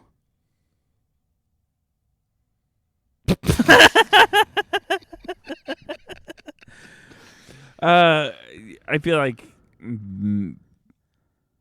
don't know. I feel like Brad, you and I have done a lot of the trailer songs lately, so maybe it's time for Ben. It's not even remotely true. Yeah, the percentage of trailer songs definitely falls on our side. So, Benny Bear. Trailer songs. Talking about trailers with your boy Ben and Brad and Nate. Nate the Great on a plate. Brad's bad and he's sad. He literally knew one part of Purple Rain, saying that to the tune. Oh, was that Purple Rain? I'm glad that you picked up on that because I didn't know the cadence necessarily. That was not Purple Rain. That was. The first part. He definitely got the Purple Rain. He's off key, so you don't fully get it. Didn't really know. I thought that would come to me, like the rest of it. Yeah, like Purple Rain, and then it's just like no. It's it like comes I don't know down what in else. the plains of Spain. You could always have done it to the tune of When Doves Cry. Yeah, which is also in that film, right? Yeah. It's a good song. What do you guys like better, Purple Rain or When Doves Cry? Doves cry, oh my eye. I actually like Let's Get Crazy the most. Really? Yeah. Good song. I'm not the biggest fan of Prince's ballads. Let's get crazy in here. Let's get crazy in here. I'm Prince. Gosh, you're awful. That's it though, right? So we watched the trailer for Trailer time. It's trailer time. He's trailer got multiple time songs with tonight, Ben and Brad. Seems like he's doing Nate's Devo here now, I too, think. and it's better time. Trailer time for me and you. Yeah, I think that was Devo. Which was closer to what We should do a game where Ben sings a trailer song. Oh, we have to guess what the song is? Everyone has 0 points at the end. Hey, here's an idea. Let's not. Fuck you. We watched the trailer for Brad Pitt's new movie called F1 or Fun. Or fun? Yeah, Fun. What? Why would we call Because this movie looks fun. It doesn't look fun. It doesn't look fun. Drama. It looks pretty intense. Yeah. What are you it looks doing? like the Top Gun of F1 racing.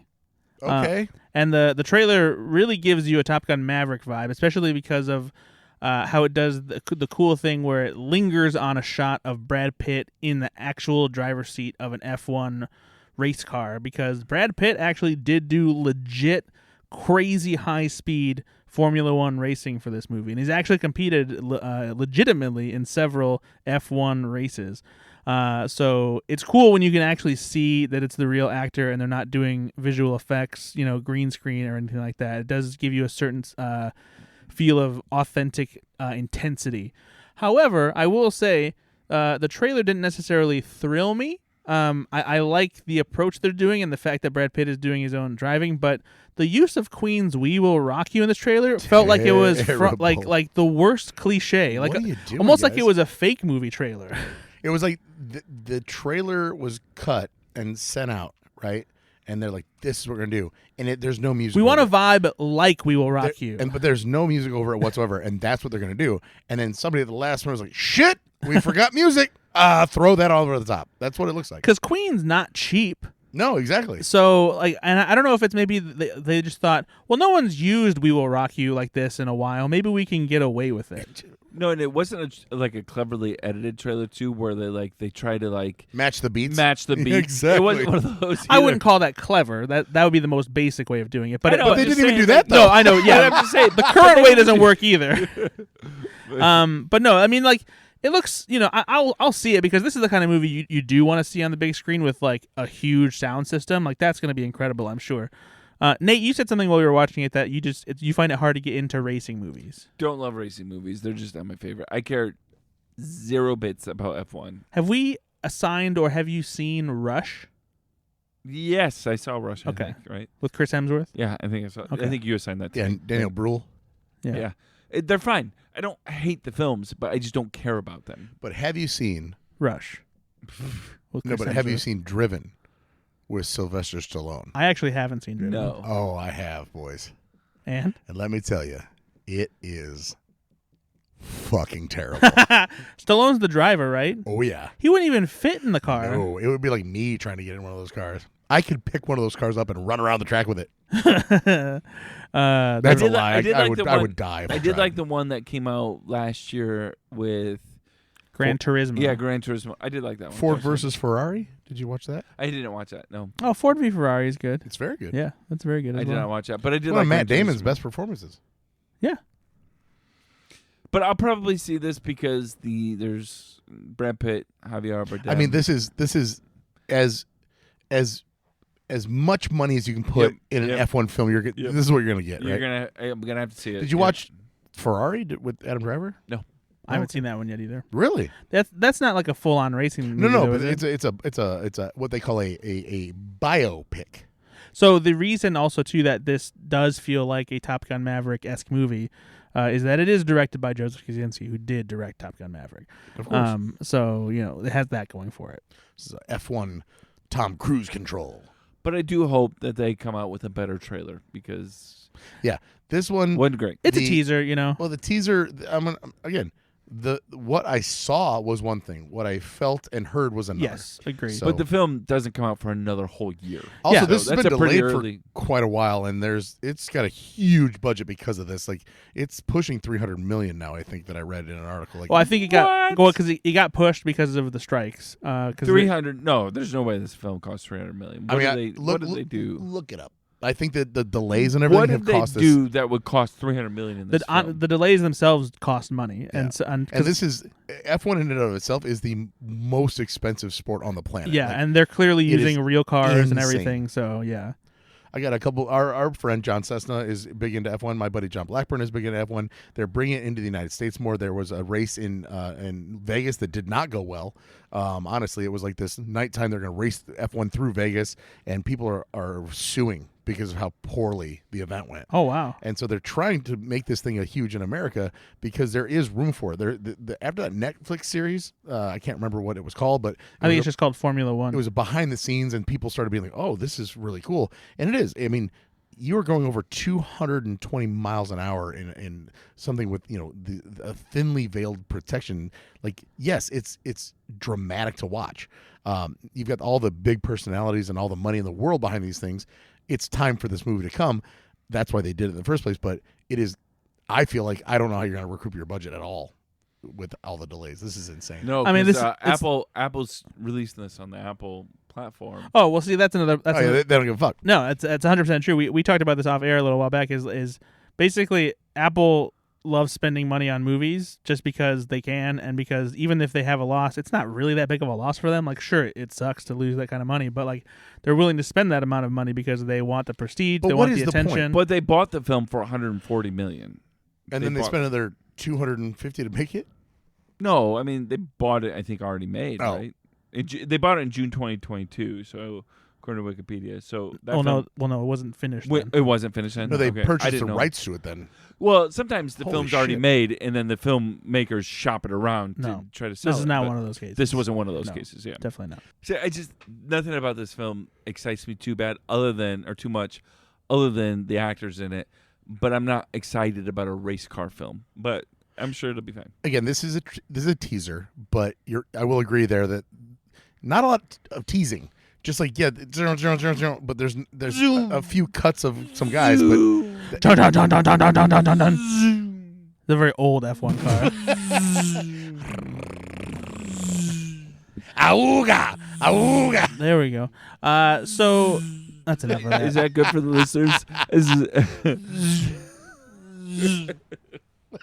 I love that Nate's technique is moving the mic, and then Ben's technique is moving his entire body. Work hard, not smart, buddy. No, I get to rub my back against this couch like a grizzly bear, Brad. It's not bark on a tree, though. It's leather. It's not leather. What the fuck? What's wrong with pleather. Sorry. No, it's microfiber. Oh, it's micro leather.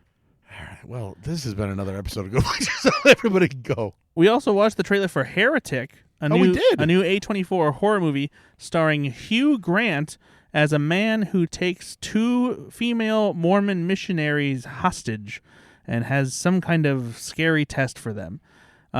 This looks like a great role for Hugh Grant. I am very excited to see him in a role like this.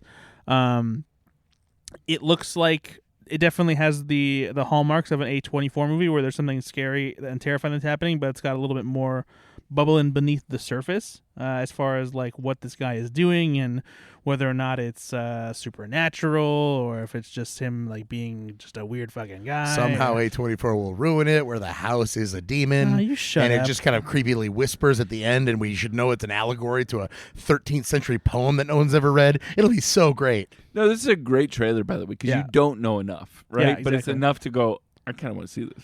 Plus, it has Sophie Thatcher in it, who is phenomenal on Yellow Jackets, the Showtime series. If you haven't watched I want to see this, and I'm so sad that I'm not going to like it. See, you can't just go into movies with that kind of attitude. No, Brad, like you say, I want to. I go into every film it doesn't sound like wanting you do. to watch this, and every time it's an A24 film, it's just a letdown because they're just pretentious pieces of shit. It doesn't sound like you want to enjoy it, though. But they just bought this film. It's not like they made this film. They bought the film. Oh, so they found something pretentious, and they're like, yep, that's on our alley. Let's buy that. Did you see The Boogeyman? No. I saw The Boogeyman. Yeah, was it any good? Yeah, I liked it. Same writer, right, and of this film. I liked Midsommar. What about... That's the last A24 film that I really enjoyed. Did you like A Quiet Place? That's not an A24 film. No, but this is the same writer, director. Okay, again, I'm talking about A24. A writer, not director. I'm talking shit about A24. Let's stay on topic here. No, this looks really good. Honestly, I will definitely go out of my way to see this. I won't see it in the theater. I'll see it on VOD like a normal person. Well, if you're not going to theater, you're not really going out of your way to see it because you're just going to be sitting at home just fucking picking your ass while you're watching it. Well, no, going out of my way to see it means I'll choose this over something else. Why don't you choose to be a better person? Can't. Yeah, it's against my religion. It's a fucking truth. I'm a heretic. The last thing we'll talk about real quick is the trailer for a TV show called Agatha All Along. And we're talking about this because it's a Marvel show, and everybody loves Marvel these days. Everybody loves Marvel except for half of the people that don't love Marvel anymore, and they're struggling hard. Yeah.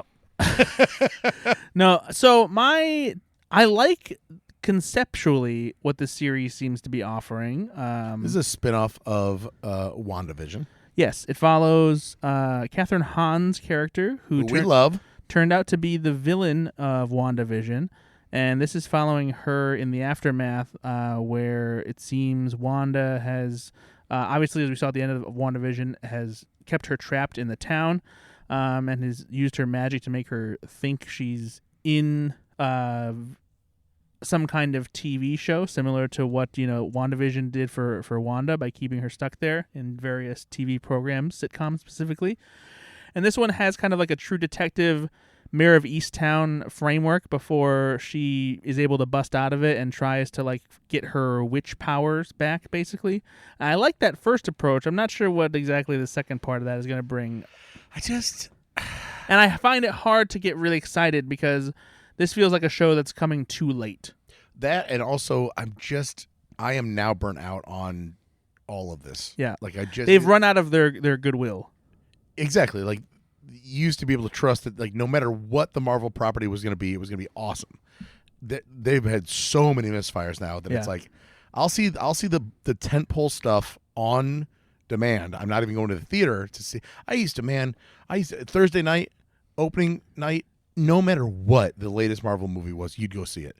And what was the last time that you still do that, but I think that the last time that I felt like that was probably Endgame. Maybe Spider-Man. Yeah. But it's been a very, very fast decline. Yeah. They're having a hard time recovering. Nate, what do you think? Are you interested in this at all? I'm actually surprisingly interested in this because it feels different to me. Like, this is scary though.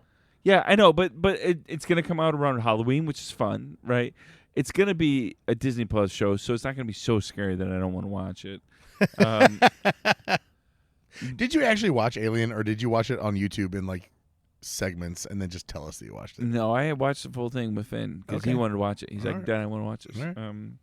No, actually, I didn't dislike Alien at all. You know that. But if they release this and it is... Like, I hope they give this permission to be its own thing, because sometimes I think they pigeonhole shows because they've got an overall narrative they're trying to build or a world they're trying to build. Yeah. And they don't allow a show to have its own culture, to have its own feel enough, to be what it needs to be. I actually really liked WandaVision. I thought WandaVision was a great show. And it was really unique. It was a very unique Disney Plus I did too. That was before the series to me had jumped the shark. Yeah. So what I'm hoping is that they give this permission to be weird or to be different or to take on its own feel. I could see this working if it has a feel like Moon Knight, where it isn't forced to be like connected to anything else that's happening, and it can just let it like work on its own terms. Exactly. And there's enough shows that deal with the supernatural that this could be there, right? Yeah. It could fit into that Wednesday or, these kind of shows that are in the supernatural fun. They have enough comedy, they have enough seriousness that it could live in that world. Yeah. For viewers. I just don't know if they'll do that because I don't know what they want out of this show. Yeah. But it could be. I'm hopeful. I really like Catherine Hahn. I think she's great. To me, this feels like the television version of the movie Black Widow, where it came out. It's just years later, and I don't care. Yeah, Sorry. I would agree with that. Sorry, Nate. We'll see. Sorry. I'm hopeful. I'm not. Sorry. I'm not Expecting expecting Drake much. from Canada would say. Sorry. Yeah, I'm not expecting much, but I'm hopeful. Sorry. I'm always hopeful when it comes to Marvel because I need them to come back. I'm always hopeful because it needs to be better. Please be better. Papa needs superheroes. No, but they do need to figure out how to fix that shit. Come on, Feige. Yeah, come on, Kev. You got it. We believe in you. Kevin Feige has his own custom Escalade that is fitted to allow him to watch rough cuts of Marvel movies on the go. Okay. Like not just like having like a DVD player like in his Escalade. I thought you were setting up like a pun. No. This is like a real thing. Like Kevin Feige is. I'm not joking. I was like, okay, and you're like, it's called a. And you were gonna do something. No, it's a legit thing. Like he really is hardworking and like working all the time. So I will. So just this has apropos of nothing here. This reminds me, and it's not a bit. So Phillip Rivers is a quarterback. I know this is sports talk. Quarterback for the Chargers, but he lives in L.A. and so he plays in San Diego. So there's about a 2.5 hour drive, and he had an Escalade outfitted so that it was a film room, so he could sit in the back and watch film. Phillip Rivers retired years ago, but go ahead. Yeah. So years ago he had outfitted it so his driver would drive him, and he and his either coaches or whatever would ride with him. Yeah. And for those 2.5 hours there and back, they would watch game film and would study. Yeah. So it was a mobile office basically. Right. And I'm sure Feige does the same thing. And the highest best use of his time is that. So I'm not. I honestly feel like that's a business expense. You should do. Oh that. no, of course, yeah. I mean, especially if he has to watch so many things at any given time, why wouldn't you do it when you're just sitting in a car somewhere? Is it like Pimp My Ride, where it's just like a cinema type? Oh, I haven't seen it. I just heard about it. Is this like Air Force One, where it's like custom built for him, and there's there's previews and there's popcorn and shit? I don't think he needs trailers to watch rough cuts of the movie. But that would be fun for him. Sure. Coming this summer, Garfield 2. Do you guys trust Kevin Feige? I don't trust him as much as I would have 5-6 years ago. I feel like they need something new because the last. I know that he still has ambition, and he knows that there are things that he needs to fix. You know, I mean, we hear stuff from behind the scenes, and like he knows certain things aren't working, and he knows that they have to course correct. Kevin Feige is the guy. Nate, look at my eyes, please. Kevin Feige is the guy that had the original plan, and that it worked, and then everybody assumed that second, third, ninth phase that he really did have it dialed in just like he had the first phase. But in my head, I'm like, this is a guy that was like, all right, here we go. Wait, we get to keep going, and now he's just there. It's so hard to like, it's wrangling cats. Well, that and everything's getting away from it. I think from what I understand, one of the bigger problems was that Disney Plus was the one who really pushed Marvel to do so many shows because they wanted to make Disney Plus feel valuable. And so you leverage that brand, but you spend a lot of money on it. You dilute the brand. And it was. I think same thing with Star Wars. I think it was too much. Yeah, absolutely. It was too much for Kevin, and it made things too complicated, and it made Marvel feel a little less special. Just like and now, I'm sorry, but I just don't see a way back unless you're gonna try to like. Cut and kill everything. That essentially that is the way back. Not cut and kill everything, but like they have already acknowledged trim in the press that they will pull back the number of shows and movies they do each year again because they know it's too much. I mean, this is what they have for TV shows on the docket. We'll see what releases. But in 2024, they're supposed to release, obviously, Agatha All Along, Eyes of Wakanda, which is in production. That's not coming out this year. It's in production. I know, but there's no way it comes out this year. Your Friendly Neighborhood Spider-Man, which is an animated. That's an animated series, so that's not the same thing. No, but here's the thing. Everything that's released that has anything to do it does though. Well, no, it's not true because X-Men 97 is not tied to the MCU, and the Spider-Man series is not tied to the MCU either. I get that, but there are certain people that would say like that's a lot of content, no matter what it is. Oh, sure. Daredevil: Born Again. That will be coming out. Ironheart next year. We'll see. You got some. It's been sitting on a shelf for 2 years now. Yeah. Okay. Marvel Zombies. That's an animated thing. And then Wonder Man. We'll see. So yeah. Though it's casted, like it's been cast, but they've not made it yet. Yeah, so is Batgirl. They were shooting Batgirl. They made it, right? They made the whole movie. Yeah. No, we'll never get to see it. Just like the Looney Tunes movie. I'm more upset about that than anything else. Actually, I'll say this with Wonder Man. Principal photography began in April 5th of this year, or of 2023, last year. Yeah, so it got delayed by the strikes. So yeah, maybe they'll call it a wash. Who knows? But yeah, who knows? What about Zachary Levi and James and the Purple Crayon or whatever the hell that's going to be? James and the Purple Crayon. I think you mean Harold and the Purple Crayon. What's James famous for? A giant peach. Oh, that's right. Yeah, and Zachary Levi is famous for supporting Robert Kennedy for president because he's a fucking idiot. So what you're saying is this is going to go really well for all parties involved. No, and he's getting into like conspiracy theories. Like I don't know what happened. There's a reason Zachary Levi started making faith-based films recently. He's right after Shazam. Oh, he's right.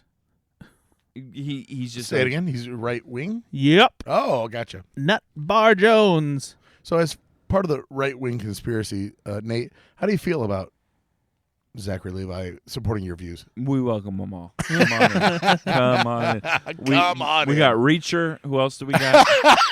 Come on in. No, he's not that guy. He's the other guy. He's like super liberal. Yeah, he's not right wing. No, but he's a Christian. Oh, well, Yeah, but he's like a super liberal. He's like the other way. But he is. He's a part. He makes fake films, though. Come on in. The brainworms are warm. And dead. Yeah. The thing about Zachary Levi that kind of drives me nuts is he's got a smarter than you kind of vibe, right? Oh, yeah. Like he knows things and you just don't know them, right? Things that drives me crazy. Like, oh, you're just not as evolved as I am. Oh, you just don't get it. I talk fast. I'm going to overtalk you. Yeah, that's Zachary Levi. Crazy. You know, my least favorite part about the guy doesn't even wear jeans. He doesn't know that. Levi's. Come on, Brad. I feel like every joke I made this episode, no response. I just don't think about things on that level. What level is that? Dumb as fuck. I mean, I literally make these. I look over, and you were just so pissed that I made even that I attempted it. Yeah, I think mostly what it is like you say them and they don't even register as jokes because they just sound so stupid. I mean, I'd say you're doubling down, but this is who you are as a person. Yeah, at least with you. Yeah, with your mom too. I've heard your conversations. You should apologize. My mom doesn't even make jokes like that. I know, but you still have that attitude. That's what I'm saying. I don't know what that means. Well, if Nate made that joke, it would be hilarious. Yeah, because I'm funny. What the? How did you turn on me, buddy? I thought we had a good thing going tonight. It's just been a long night. That's fair. All right, well, we've done it. We got through another one. I'm sorry this one wasn't funny at all because Brad didn't laugh at any of my shit. I mean, he laughed at like a couple things. What? There was a joke that you made. No, two. He's like, that was a good joke. I acknowledge the Drake joke was solid once I no. realized you were making the joke. Yeah. He liked that joke. But you didn't finish your yodel, so. Man, that yodel's fucking terrible. You're fucking terrible. I love you. I said, I finished the yodel, and I've got a lot of gas right now. That's because you drank 2 beers, Grandpa. I did. Yodely hee poo. Come on, there it is. There's the groan that I'm used to. All right. Well, anyway, this has been Has been fun. Yeah, we're trying. You guys are fun. You know what? Let's bring a game back next time. Okay, we can fit that in the 2 hour. Next time, game time. All right, we'll only do one film that we watched. All right, I will commit to only watching the assigned film and nothing else. No. Assigned film and one other film. Because Brad's like, I can't do only one film. Oh, that's fair. Brad's got 16 films he's got to get through. Let's run through the films next week. We'll figure out a way to shorten some of this, and we will do a game. I will write a game. I love it. Fun. All right. Well, you know what? Hey, you know as I like to say, bye, everybody. Bye. Nah, cheating, eh?